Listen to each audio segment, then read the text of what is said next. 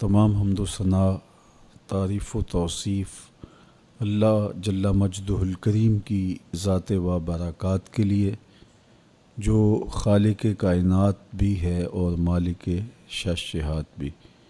अल्लाह जल्ला व अला की हम्द व सना के बाद रसूल रहमत, शफ़ी मुअज़्ज़म, नबी मुहतशम, हुज़ूर ख़त्मुल मरतबत सल्लल्लाहु अलैहि व आलिहि वसल्लम के हुज़ूर नाज़ में अपनी अक़ीदतों, इरादतों और मोहब्बतों का ख़िराज पेश करने के बाद वाजिबुल एहतराम ज़विल एहतशाम आली मरतबत नाज़रीन व नाज़रात, अस्सलामु अलैकुम व रहमतुल्लाहि व बरकातुहू।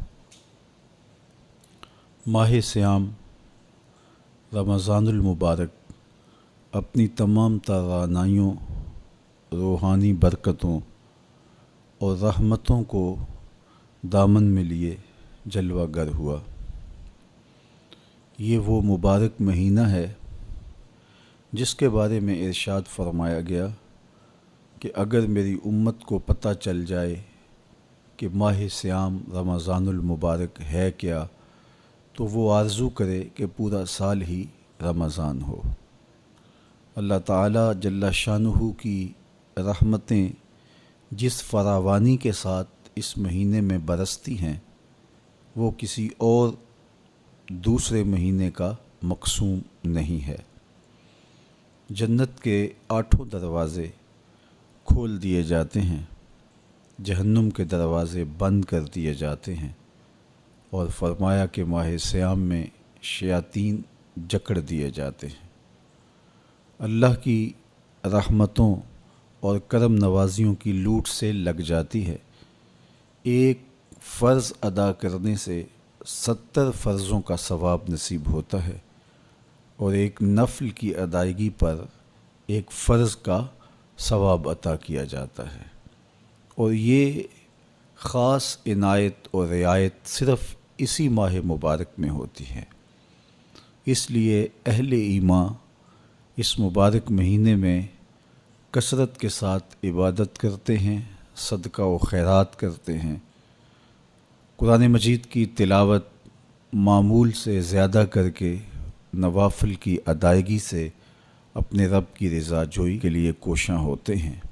माह सियाम रमज़ानुल मुबारक की आज बाबरकत शब है, जिसके दामन में उतरते हुए अनवार, रोशनियाँ और उजाले समेटने के लिए आज अहले ईमान ने सलातुत तरावी अदा की।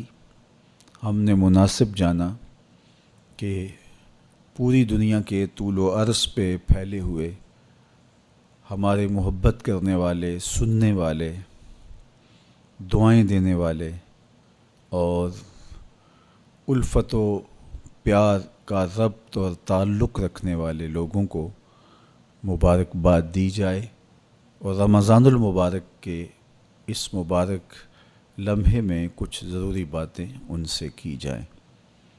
इस मकसद के लिए आज आपके सामने हाज़िर होने का मौका और शरफ़ नसीब हुआ। मैं आप सब लोगों के लिए बारगाह इज़्ज़ती में दुआगो हूँ कि वो आपको इस माह मुबीन की, माह मुबारक की, माह रहमत की पूरी पूरी बरकतें नसीब फरमाए। आपकी दुआएं कबूल हों, इबादात मुस्तजाब हों, और जो तमन्नाएं, जो आरज़ुएं लिए हुए आप अपने मालिक के हुजूर हाज़िर हो रहे हैं, वो सारी की सारी आपको नसीब कर दी जाए। रमज़ानुल मुबारक अल्लाह की रहमतों का वो महीना है जिसमें इस उम्मत पर रोज़े फ़र्ज़ हुए हैं। पूरा एक महीना रोज़े फ़र्ज़ किए गए। सन 2 हिजरी में बाकायदा फ़र्ज़ियत हुई। इस तरह हुज़ूर अलैहिस्सलाम की हयात तय्यबा में 9 रमज़ान फ़र्ज़ियत रोज़ा के बाद आए। 7 रमज़ान 29 के थे और 2 महीने 29 کے رہے۔ یہ بات ذہن نشین رہے کہ روزے 29 ہوں، ثواب تب بھی 30 کا ہی نصیب کیا جاتا ہے۔ یہ اس امت پر اللہ کی خاص رحمت ہے۔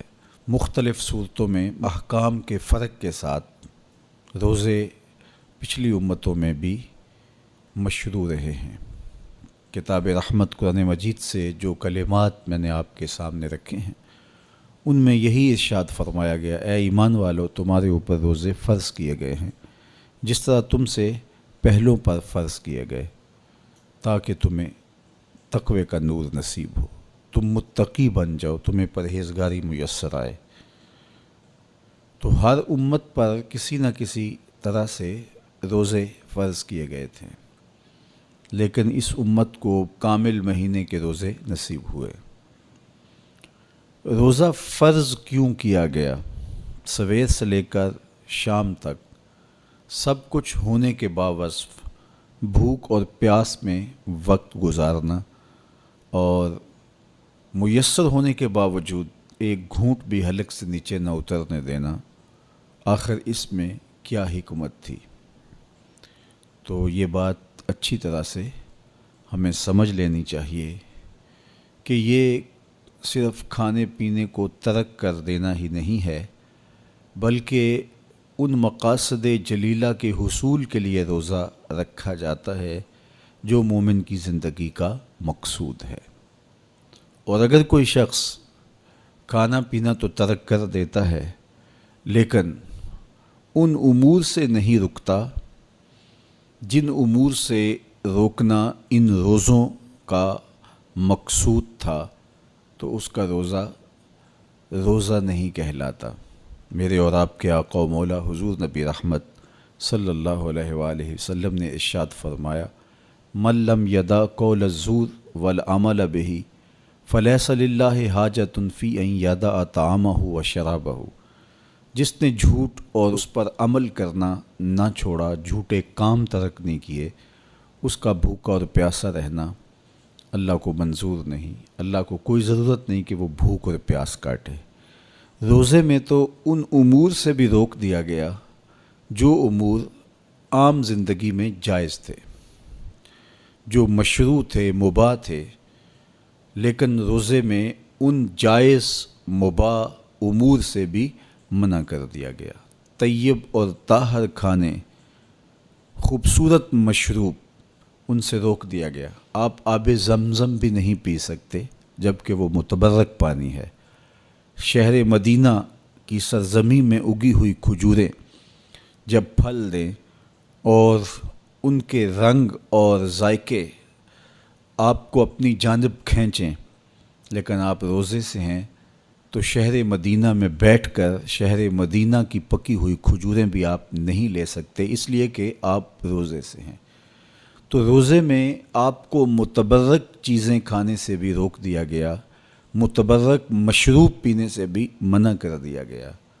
تو مجھے بتائیے، جو رب آپ کو متبرک مشروب اور پاکیزہ کھانوں سے بھی ایک مخصوص وقت کے لیے روک رہا ہے، تو جن امور سے عام زندگی میں شریعت اسلامیہ نے ہمیں منع کیا، ہمارے رب نے ہمیں منع کیا، تو اگر روزے کے دوران ہم وہ امور بجا لائیں تو پھر روزے کی مقصدیت حاصل نہیں ہوگی۔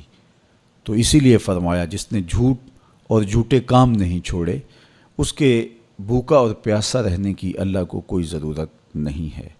تو وہ یہ چاہتا ہے کہ میرے بندے ان امور سے بھی جب رک جائیں گے جن امور سے عام زندگی میں نہیں روکا گیا، تو وہ لازمی طور پہ ان امور سے رکنے کی کوشش کریں گے جن امور سے اسے منع کیا گیا ہے۔ تو یہ تقوی پیدا کرنے کے لیے، حزم و احتیاط پیدا کرنے کے لیے یہ اس کے اوپر روزے فرض ہوئے تھے۔ آپ یہ خیال کر سکتے ہیں کہ بھوک اور پیاس کاٹنے سے کیا تقوی کا حصول ممکن ہے، جو کہ مقصد ہے روزے کا۔ ارشاد فرمایا، تمہارے اوپر روزے فرض کیے گئے ہیں جس طرح تم سے پہلوں پہ فرض کیے گئے۔ کیوں؟ لعلکم تتقون، تاکہ تمہیں تقوی نصیب ہو، اتقاء کی دولت ملے، تم اللہ تعالیٰ سے ڈرنے والے ہو جاؤ۔ تو کیا بھوک اور پیاس کاٹنے سے اللہ کی خشیت، اللہ تعالیٰ کا خوف حاصل ہوتا ہے؟ تو ایک تو بات وہی جو میں نے ابھی کہی کہ جب آپ ان امور سے بھی رک جائیں گے جن امور کو عام زندگی میں مباح رکھا گیا ہے، تو پھر آپ شعوری طور پہ ان چیزوں سے کیوں نہیں رکیں گے جو عام زندگی کے اندر بھی منع کیے گئے ہیں۔ تو جب یہ چیز انسان کا فہم، انسان کی عقل اور انسان کی خرد طے کرتی ہے، تو پھر لامحالہ طور پہ رکنے کی عادت اس کے اندر تقوی کی نشأت کا ذریعہ بنتی ہے۔ آپ نے عمومی طور پہ دیکھا ہوگا کہ رمضان المبارک کا ماہ نور جب اختتام کو پہنچتا ہے اور عید کے دن ہمارے سامنے عید کے 2-4 دن بھی یہ مشق رہتی ہے، اچانک کوئی مشروب آیا اور پینے لگے تو رک گئے، وہ کہیں ہمارا روزہ تو نہیں، لیکن پھر خیال آتا نہیں ہم روزے تو نہیں ہیں، آج تو عید کا دن ہے، تو ہم پی لیتے ہیں۔ چونکہ پورا مہینہ دن بھر ہم مشروبات سے رکے رہے اور آج بھی دن کے اجالے میں ہمیں پانی دیا گیا تو ایک دم ہمیں جھجک پیدا ہوئی، لیکن پھر ہمیں یاد آیا کہ اب روزے بیت گئے ہیں اور میں روزے سے نہیں ہوں۔ تو جو چیز جائز اور مشروع تھی اس میں ایک وقت کے لیے اس چیز سے بھی ہم رکے تو ہماری طبیعت کے اندر یہ ملکہ پیدا ہو گیا کہ ہم اس سے رکنے کا مزاج پیدا کر لیتے ہیں۔ تو اگر ہم ان امور سے رک جاتے ہیں جن کو شریعت اسلامیہ نے منع کیا ہوا ہے، تو پھر دوبارہ جب اس کو کرنے لگتے ہیں تو پھر ہمارا ہاتھ بھی رکے گا اور پھر ہم مستقل اپنے ہاتھ کو روک سکتے ہیں کہ ہاں میاں یہ روزے میں بھی چیزیں منع تھیں اور روزے کے بعد بھی یہ چیزیں ہمارے اوپر منع ہیں۔ تو ایک ملکہ پیدا ہو جائے گا ان امور منہیات سے رکنے کا، ان سے باز رہنے کا۔ تو گویا یہی تقوی ہے کہ جو اللہ جل شانہ نے ہمارے اوپر حرام کیا ہے اس سے ہم رک جائیں، جس کام کے کرنے کا حکم دیا ہے اس کام کو ہم بجا لائیں۔ کسی نے تقوی کی یہ تعریف کی اور کتنی خوبصورت تعریف کی کہ جہاں تمہارا رب تمہیں دیکھنا چاہتا ہے تم وہاں پائے جاؤ، اور جہاں تمہارا رب تمہیں نہیں دیکھنا چاہتا وہاں تم نہ پائے جاؤ، تو یہ تقوی ہے۔ تو اس لیے روزے کا مزاج ہمیں تقوی دیتا ہے۔ اور دوسری بات، بھوک اور پیاس کے مسلسل گوارا کرنے سے انسان کی خواہشات دبتی ہیں اور نفس امارہ کمزور ہوتا ہے۔ ہمارے 2 دشمن ہیں جو ہمیں جادہ مستقیم سے بھٹکانے کے لیے دن رات کوشاں ہیں، ایک نفس اور دوسرا شیطان۔ شیطان ہمیں راہ حق سے بہکانے میں لگا رہتا ہے، لیکن شیطان جب خود شیطان بنا تو اس وقت کوئی دوسرا شیطان نہیں تھا جس نے اس کو شیطان بنایا، بلکہ وہ نفس تھا جس نے شیطان کو شیطان بنایا۔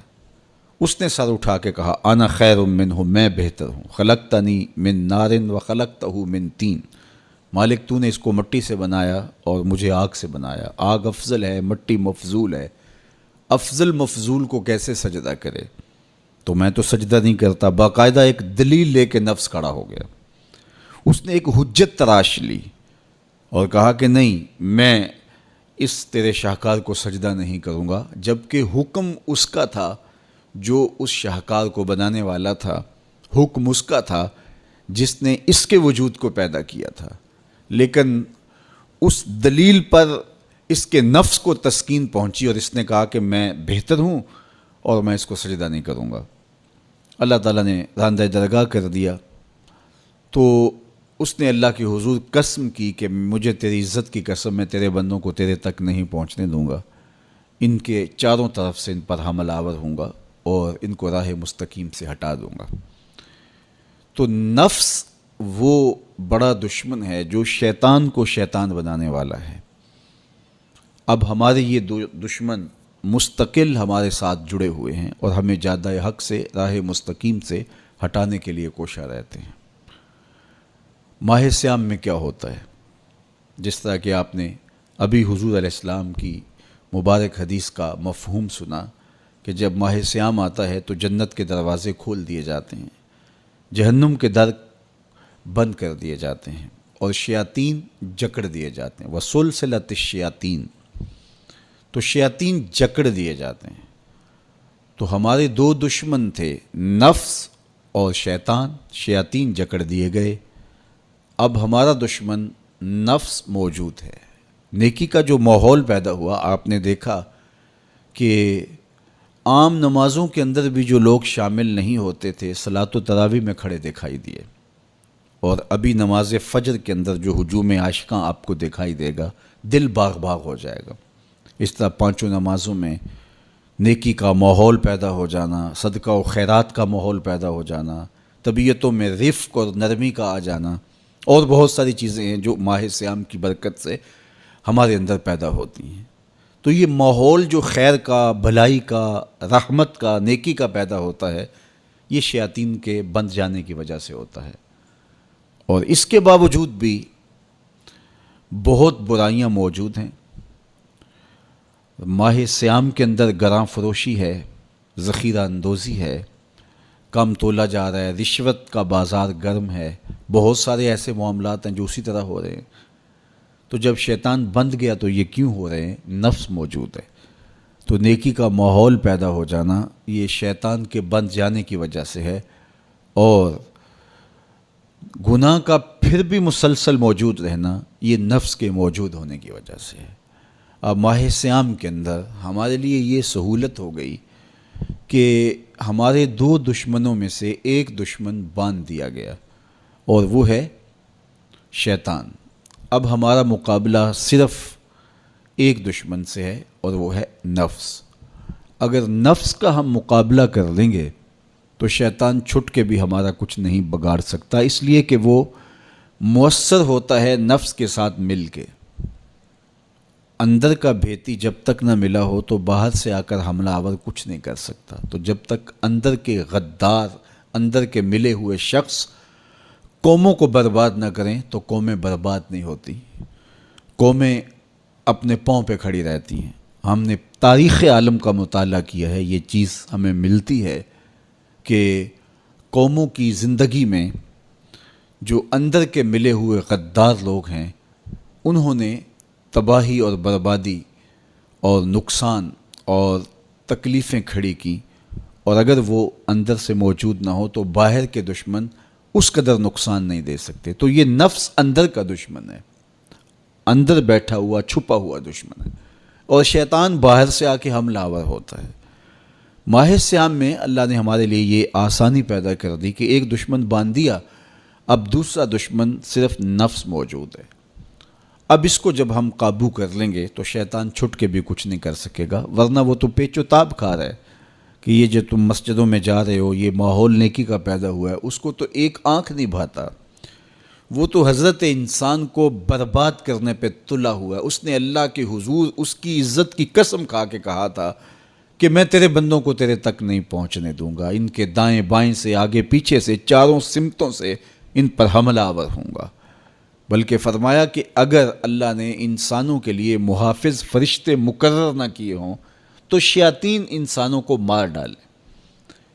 ابن آدم کا اتنا دشمن ہے، وہ کہتا ہے کہ جنت سے میں نکالا ہی آدم علیہ السلام کی وجہ سے گیا ہوں، اور اب میں اولاد آدم کو چین سے نہیں بیٹھنے دوں گا، اور ان کو میں دوبارہ جنت میں نہیں جانے دوں گا، ایسے اسباب پیدا کروں گا کہ یہ جہنم کا ایندھن بنے، اور یہ دن رات کوشاں ہے۔ اور شیطان کے مکر و فریب اور اس کے دجل و تلبیسات کے رنگ بڑے ہیں، ہر ایک کو ایک لاٹھی سے نہیں ہانکتا۔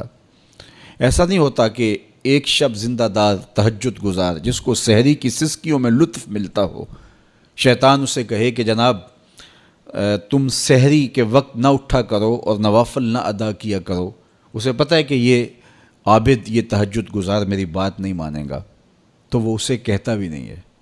اسے کہتا ہے تم ضرور تہجد پڑھو، لیکن صبح بتا دیا کرو کہ میں تہجد گزار ہوں، میں سحری کے وقت اٹھنے کا مزاج رکھتا ہوں۔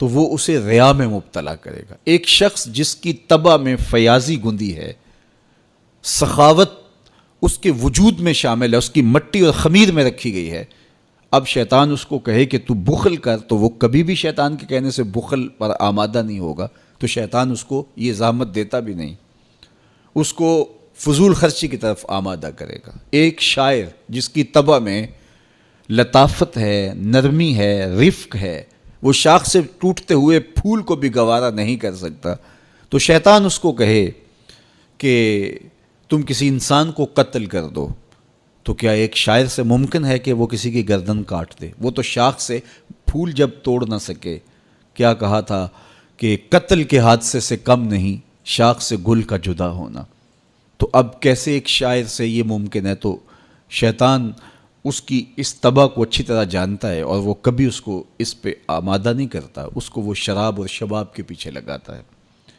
ایک عالم دین جس کا اوڑھنا بچھونا ہی دین ہے اور منبر و محراب کی نوکری اس کی سعادت مندی ہے، اور جب وہ واضح و تلقین اور نصیحت کرتا ہے اس کی روح کو قرار اور باطن کو تسکین نصیب ہوتی ہے، اب شیطان اس کو کہے کہ تو منبر و محراب کی نوکری چھوڑ دے، تو مجھے بتائیے ایک عالم دین منبر و محراب کی نوکری چھوڑ کے گنڈیریاں بیچے گا تو اس کی بات تو نہیں مان سکے گا، تو شیطان اس کو یہ کہتا بھی نہیں ہے، اس کو کہتا ہے تیرے جیسا خطیب بھی تو زمانے میں دوسرا نہیں ہے، بات کرنے کا جو ڈھب تجھے آتا ہے وہ کسی اور کے پاس تو نہیں ہے، جتنا علم تیرے پاس ہے، صغرے کبرے ملانے کا جو فن تو جانتا ہے، لفظوں کی کھال ادھیڑنے کا مزاج جو تیرے پاس ہے، علمی منہ شگافیاں اور دقائق کا جو علم تیرے پاس ہے وہ کسی اور کے پاس بھلا کب ہے؟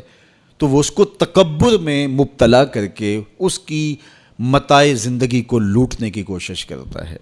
تو اس کے وار ہیں، اس کے حملے ہیں، اس کے جال ہیں جو پھیلا کر کے اس دام تزویر کے اندر لوگوں کو پھانس لیتا ہے۔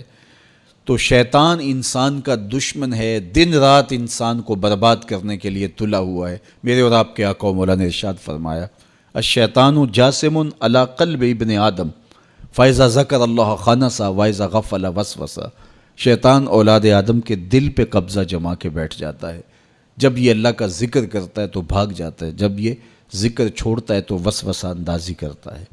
تو شیاطین تو انسان کو مار ڈالنے پر آمادہ ہیں، اور وہ ایک لمحہ بھی نہیں چاہتے کہ یہ نیکی اور خیر کی کسی راہ کا مسافر ہو۔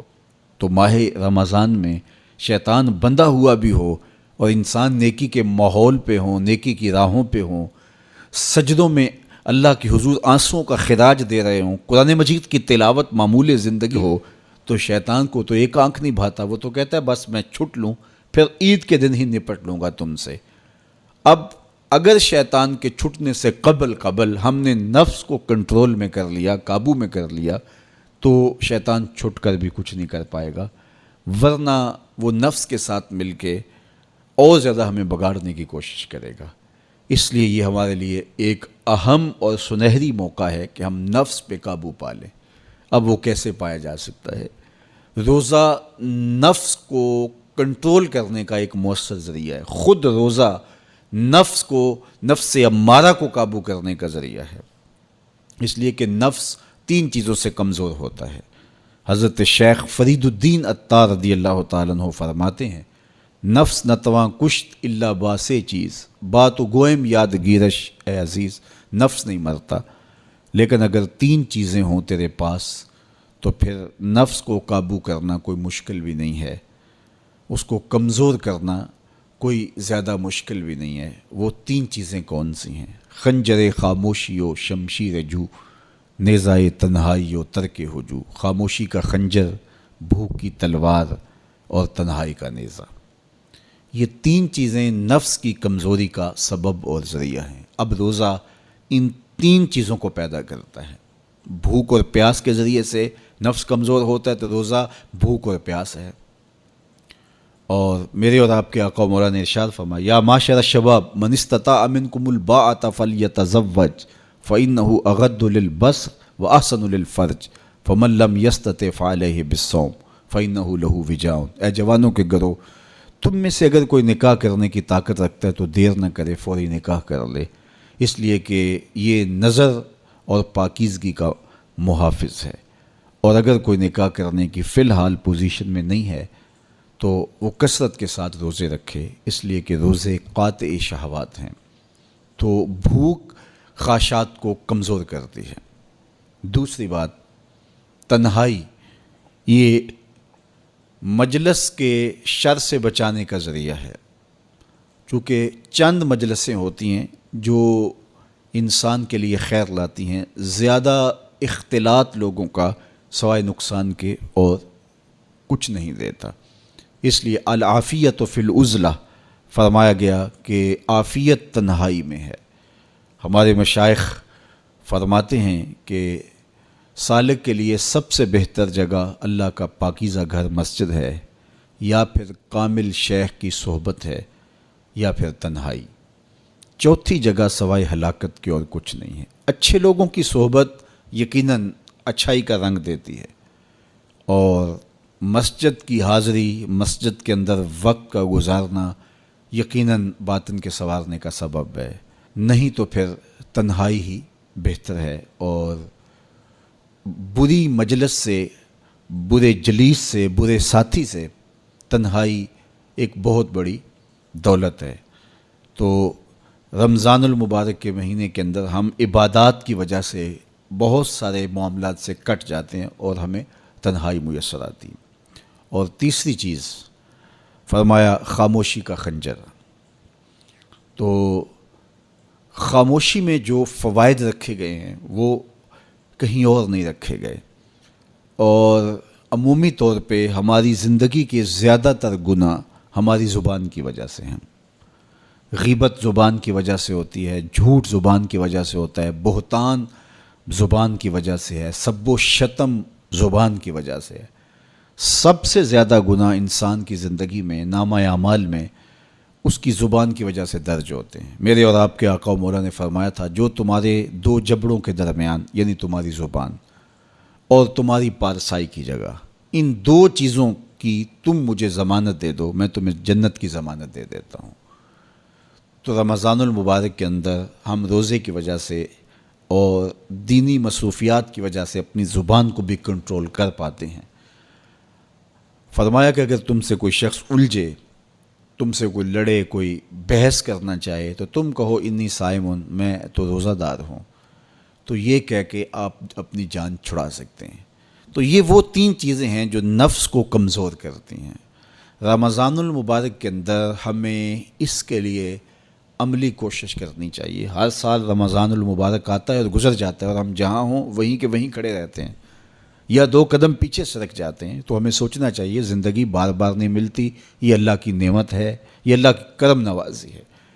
تو زندگی کے جس مرحلے پہ بھی ہیں، بچپن ہے، لڑکپن ہے، جوانی ہے، بڑھاپا ہے، سن کہولت ہے، جہاں بھی کھڑے ہیں، آپ دیکھیں کہ گزرے ہوئے کل سے آنے والا کل بہتر نہیں ہے، تو آپ ہلاکت کی طرف سفر کر رہے ہیں۔ اور اگر آپ کے گزرنے والے دن سے آنے والا دن بہتر ہے، تو یہ آپ کے لیے رحمت و راحت کا ذریعہ ہے۔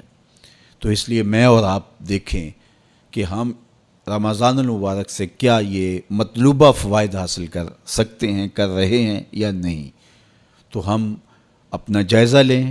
ابھی پورا مہینہ ہمارے پاس پڑا ہوا ہے، ہم عزم کریں کہ ہم اپنی زبان کو کنٹرول کریں گے، ہم بری مجلس میں نہیں بیٹھیں گے، ہم اپنی آنکھوں پر حیا کے پہرے بٹھائیں گے، اپنے خیالات کو قابو میں رکھنے کی کوشش کریں گے۔ بھوک اور پیاس سے نفس امارہ کی خواہشات کم ہوں گی، اور شیطان کے بننے کی وجہ سے گناہ کے امکانات کم ہو جائیں گے، نیکی کے ماحول پیدا ہو جانے کی وجہ سے اچھائیوں کے راستے ملیں گے۔ تو ہم اس ماہ رمضان المبارک کو اس طرح سے گزاریں کہ ہم ایک نئی تازہ اور خوبصورت زندگی لے کے ماہ رمضان کے بعد جو ہے وہ اپنے آپ کو خیر کی راہوں پہ محسوس کریں۔ یہ ایک اللہ تعالیٰ نے ہمارے لیے ایسا مہینہ رکھا ہے جس میں ہم عصر نو اپنی زندگی کو مرتب کرتے ہیں۔ یہ ایک نیا ٹرینڈ سیٹ کرتا ہے یہ مہینہ، اور یہ ماہ مبارک ہماری زندگی کے اندر جو ہے وہ ایک نظم پیدا کرتا ہے۔ اس میں ہم جو ہے وہ اللہ سے، اس کے رسول سے، کتاب اللہ کے ساتھ نیک لوگوں کے ساتھ، مسجد کے ساتھ، قرآن مجید کے ساتھ جڑ جاتے ہیں۔ اور اگر ہم اس کے اندر پورا خلوص اور پوری للہیت کو شامل کر کے اپنے آپ کو سنوارنے کے پورے عزم کے ساتھ اللہ سے توفیقات مانگتے رہیں گے تو پھر ہم اس سانچے سے ایک ستھرے، پاکیزہ اور خوبصورت انسان بن کے نکلیں گے۔ تو اس لیے ہمیں چاہیے کہ یہ مبارک مہینہ جو اللہ نے ہمیں نصیب کیا، اس مہینے کو اچھے طریقے سے ہم گزاریں۔ تقوی کا حصول جو اس مہینے کے روزوں کا مقصود ہے وہ ہم اپنے اندر پیدا کریں، اور ماہ صیام کا ماحول تقویٰ دیتا ہے، ماہ صیام کا باطنی نور تقویٰ دیتا ہے، ماہ صیام کے انوار تقویٰ دیتے ہیں۔ روزہ تقوی کی نشأت کا ذریعہ ہے، تقویٰ پیدا کرتا ہے طبع کے اندر، اور ایک نئی خوبصورت زندگی کا آغاز ہوتا ہے۔ تو میں اپنے جملہ ناظرین سے، جملہ ناظرات سے، سامعین اور سامعات سے یہ کہوں گا کہ وہ اس مبارک مہینے کی برکتوں کو خوب لوٹیں اور پوری طرح سے اس کے انوار کو اپنے اندر جذب کریں۔ جو روشنیاں اور جو فضاؤں کے اندر نور بکھرا ہوا ہے اس کو اپنے اندر اتار لیں اور پوری طرح سے اپنے اندر اس کو جذب کر لیں۔ پورا مہینہ جب ایک پاکیزہ ماحول میں آپ رہیں گے اور شرور سے، شر سے، بری مجلسوں سے، برے جلیس سے آپ بچنے کی کوشش کریں گے تو ایک مہینہ طبع کے اندر ایک مؤثر تبدیلی لانے کے لیے کافی ہوتا ہے۔ اور پھر اللہ تعالیٰ نے ہمارے لیے یہ کرم نوازی کیا ہے کہ ہر عمل کا اجر 70 گنا بڑھا دیا ہے۔ تو گویا ہم ایک قدم اٹھاتے ہیں تو 70 قدم آگے بڑھ جاتے ہیں۔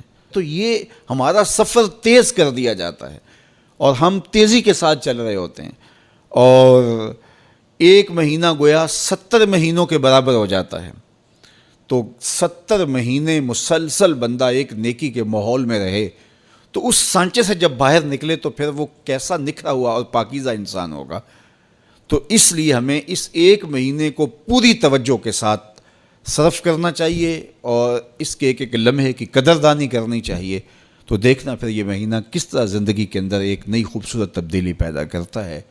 میں آپ سب لوگوں کے لیے دعا کرتا ہوں کہ اللہ اس ماہ مبارک کو، اس ماہ رحمت کو، ماہ نور کو میرے لیے، آپ کے لیے کرم نوازیوں اور رحمتوں کا ذریعہ بنائے اور اپنی خاص کرم نوازیوں سے ہم سب کو مالا مال کرے۔ اللہ آپ کا میرا حامی و ناصر ہو۔ وآخر دعوانا ان الحمد للہ رب العالمین۔